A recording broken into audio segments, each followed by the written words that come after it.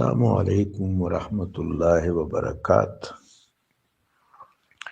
میرے آقا و مولا صلی اللہ علیہ وآلہ وبارک وسلم کے فرمان کو من و عن تسلیم کرنا، دل کی سرزمین پر اس کو بسانا، پلکوں پر سجانا اور روح کی اتاہ گہرائیوں میں جا گزیں کرنا اور پیوست کرنا، یہ مسلمان کا کام ہے۔ ہاں، حدیث کی شرح کا تقاضا ہے کہ اقوال کی توجیہ معلوم کی جائے، اس کا فائدہ ہوتا ہے۔ اس کا فائدہ یہ کہ اس سے انبساط طبع ہوتا ہے، انشراح صدر ہوتا ہے، ایک بڑا ذوق پیدا ہوتا ہے، ایک ایسی مشربی اور وجدانی اور عرفانی کیفیت پیدا ہوتی ہے جو اس قول اور اس متن کے حوالے سے زیادہ حلاوت کا باعث بنتی ہے۔ لہذا کسی بھی قول مبارک کی توجیہ دراصل اس قول مبارک کے انجذاب اور معرفت کا سبب بنتی ہے۔ تو یہ بہت خوبصورت سوال ہے۔ اس قول کی معرفت حاصل کرنے کے لیے حزب الشیطان کے انتظام کو دیکھنا پڑے گا۔ مغازی کی کتب میں غزوہ احزاب، جس کا ایک نام جنگ خندق ہے، اس کے اہتمام کے بارے میں تفصیل موجود ہے۔ خندق کی وجہ تسمیہ تو آپ سب کے علم میں ہے کہ میرے آقا و مولا صلی اللہ علیہ وآلہ وبارک وسلم نے حضرت سیدنا سلمان فارسی رضی اللہ تعالیٰ عنہ کے عسکری مشورہ کو قبول کیا۔ میرے آقا نے ان پر شفقت فرمائی، وَشَاوِرْهُمْ فِي الْأَمْرِ فَإِذَا عَزَمْتَ فَتَوَكَّلْ عَلَى اللَّهِ۔ میرے آقا علیہ الصلاۃ والسلام صحابہ اکرام کی تالیف قلب فرماتے تھے، وَشَاوِرْهُمْ فِي الْأَمْرِ، یہ ایک تربیت ہے۔ صحابہ اکرام کی مزکہ جماعت تیار کرنا، یہ ایک تربیتی نظام ہے جس کی سرپرستی میرے آقا مولا علیہ السلام اس طرح فرماتے تھے کہ صحابہ سے مشورہ لیتے، فَإِذَا عَزَمْتَ فَتَوَكَّلْ عَلَى اللَّهِ، ہاں فیصلہ میرے آقا کا ہے صلی اللہ علیہ وسلم۔ تو انہوں نے یہ بات کی کہ ایک طرف سے باغات ہیں، وہاں تیر انداز بٹھائے جا سکتے ہیں، کچھ اطراف سے پہاڑ ہیں، وہ قدرتی دفاع ہے۔ آپ میں سے جو احباب ذی احتشام گئے ہیں حج و عمرہ کے لیے، اگر غزوہ احزاب کے موقع کا آپ نے دورہ کیا ہے، زیارت کی ہے، تو آپ کو آج بھی اندازہ ہوگا کہ جس طرف سے خندق کھودی گئی وہاں خندق کی ضرورت تھی، چونکہ یورش اس طرف سے ہو سکتی تھی، احزاب باغات کی طرف سے نہیں آ سکتے تھے، وہ بھی اینٹیسپیٹ کر سکتے تھے کہ یہاں تیر انداز ہوں گے اور ہمیں قرار واقعی نقصان ہوگا۔ پہاڑوں کی طرف سے بھی نہیں آ سکتے تھے، پہاڑ پر گھوڑا یا اونٹ آسانی سے نہیں چڑھ سکتا، زیادہ سے زیادہ پیادہ فوج چڑھ سکتی ہے، ان کو روکا جا سکتا ہے۔ اگر پہاڑوں پر پہلے سے مورچہ بندی کر لی جائے تو ان کو روکا جا سکتا ہے۔ یہ سارے امکانات کفار مکہ کو بھی معلوم ہوں گے، سو انہوں نے جس طرف سے یورش کرنی تھی وہاں خندق کھودی گئی۔ یہ بہترین دفاعی نظام تھا۔ تو ایک وجہ تسمیہ تو یہ ہے۔ دوسری وجہ تسمیہ یہ کہ ابو سفیان نے فل پروف انتظام کیا تھا۔ مکہ شریف کے لوگ، حلیف قبائل سارے کے سارے، مدینہ شریف میں یہود کو مدینہ شریف کے اندر ڈسٹربنس کریٹ کرنے کا کام دیا گیا تھا۔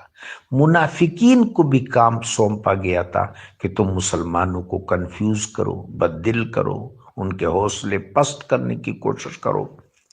تو اندازہ لگا دیا جائے کہ شمع اسلام کو خاکم بدہن انہوں نے اپنے برے گمان کے تحت بجھانے کا اپنے تئیں مکمل انتظام کیا تھا۔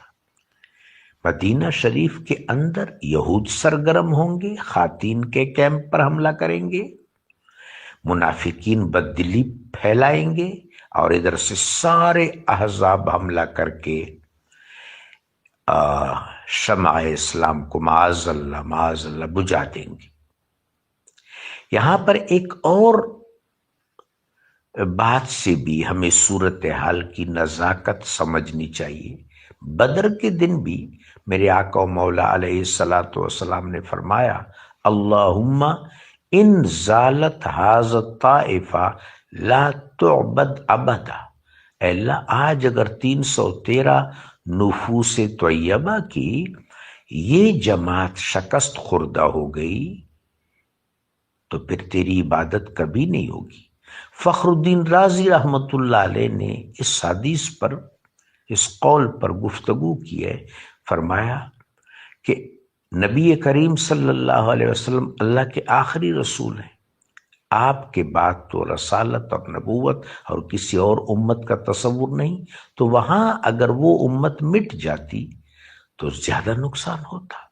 گو کہ ایسا ہوا تو نہیں، اللہ نے اس امت کو بھی جاری رکھنا ہے، دین کو بھی جاری رکھنا ہے، مصطفیت کو بھی جاری رکھنا ہے، امامت و ولایت کو بھی جاری رکھنا ہے، ہدایت کو بھی جاری رکھنا ہے۔ سو وہاں اللہ نے مسلمانوں کو فتح سے ہمکنار کیا۔ اب یہاں احزاب کا جو بندوبست ہے، ابو سفیان اس لشکر کفر کی سربراہی کر رہا تھا۔ اگر مادی درجے میں دیکھا جائے، اسباب کے درجے میں دیکھا جائے تو کوئی خانہ خالی نہیں رکھا گیا، کوئی خانہ خالی نہیں رکھا گیا۔ عسکری اعتبار سے یہ کافروں کی یقینی فتح تھی، لیکن جس وقت وہ لوگ وہاں پہنچے تو ان کی آنکھیں کھلی کی کھلی رہ گئی۔ پھر بھی 2-3 آدمیوں نے ہمت پکڑی، ان میں سر فہرست عمر بن عبد ود تھا۔ عمر بن عبد ود کو جاننے کی ضرورت ہے کہ وہ کون تھا۔ یعرف الاشیاء بازدادہم، سیدنا علی علیہ السلام کی شخصیت کا، آپ کی ایمان کا، آپ کی شجاعت کا، آپ کی عدالت کا، آپ کے علم کا، آپ کی دیگر خصوصیات کا اگر ہم نے ذائقہ پانا ہے، آپ کی مودت کا، تو آپ کے مخالفین کو ضرور دیکھنا ہوگا، آپ کے ازداد کو، جو لوگ آپ سے نبرد آزما ہوئے۔ کسی نے آپ کا صبر آزمایا، کسی نے آپ کا ظرف آزمایا، کسی نے ایک صفت آزمائی، کسی نے دوسری۔ اور حیرت کی بات ہے کہ آپ کی ہر کوالٹی عنفوان شباب پر ہے، صبر بھی کمال، حلم بھی کمال، ظرف بھی کمال۔ لہذا امیر المومنین کی شخصیت مبارکہ کے مطالعہ کا ایک بڑا اچھا زاویہ یہ ہے کہ آپ کے مخالفین کا اور آپ کے خلاف نبرد آزما ہونے والوں کا جائزہ لیا جائے۔ عمر بن عبد ود یہ بسا اوقات کرائے کا قاتل بھی بن جاتا تھا، یہ تجارتی قافلوں کا محافظ بھی بنتا تھا، یہ بھاری اجرت لیتا تھا، اور اس کو جو 1000 سواروں کے برابر سمجھا جاتا تھا، یہ صرف محاورہ نہیں تھا، یہ حقیقت تھی۔ ایک دفعہ ایک تجارتی قافلے کے ساتھ یہ جا رہا تھا، ڈاکو نے حملہ کیا، وہ 1000 تھے، اس نے سب کو پسپا کر دیا، نیزہ بازی میں، تلوار زنی میں، تیر میں، تیر اندازی میں، گھوڑ سواری میں۔ اس زمانے میں جو بھی عسکری تگ و تاز تھے اس میں یہ شخص کمال ماہر تھا، اور اس کو 1000 سواروں کے برابر سمجھا جاتا تھا، اور یہ کبھی پسپا نہیں ہوتا تھا۔ لہذا جب خندق دیکھی گئی تو ابو سفیان لوگوں نے کہا کہ ہمارا پروجیکٹ فیل ہو گیا۔ اس نے کہا کہ پروجیکٹ پاس ہو یا فیل ہو، میں نے جب ہتھیار باندھے ہیں تو واپس اس طرح نہیں جاؤں گا۔ لہذا اس نے دیوار پھاند لی۔ وہاں صحابہ اکرام اور مسلمان لشکری اپنی پوزیشنیں سنبھالے ہوئے تھے۔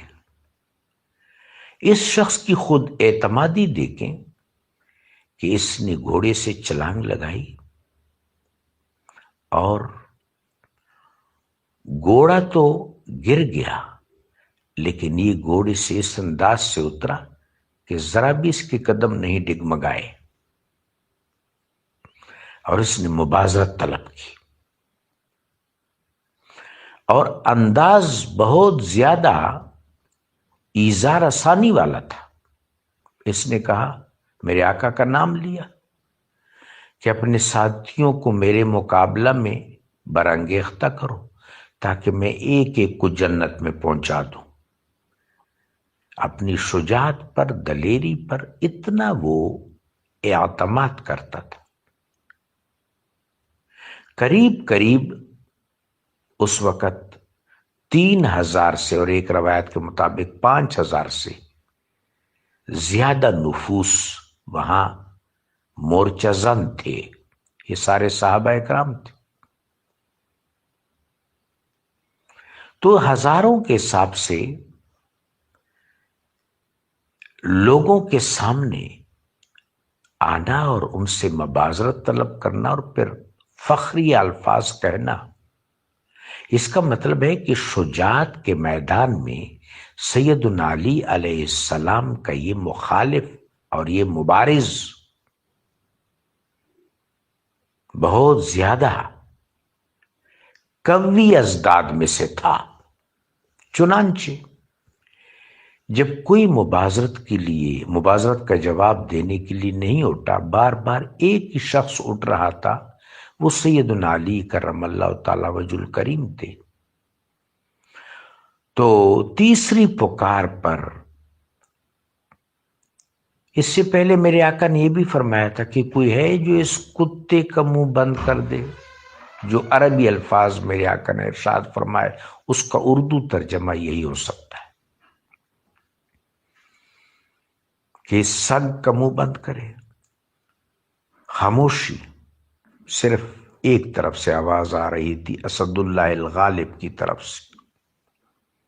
تو بالآخر میرے آقا نے اس موقع پر سیدنا علی کرم اللہ تعالی وجہ الکریم کو زرہ خود پہنائی، تلوار خود حمائل کی، اور جب کچھ فاصلے پر آپ گئے تو میرے آقا نے فرمایا، برز ایمان کلہ الی الکفر کلہ، اور ساتھ وہی دعا کی جو سیدنا زکریا علیہ السلام نے کی تھی، رب لا تذرنی فردا وانت خیر الوارثین۔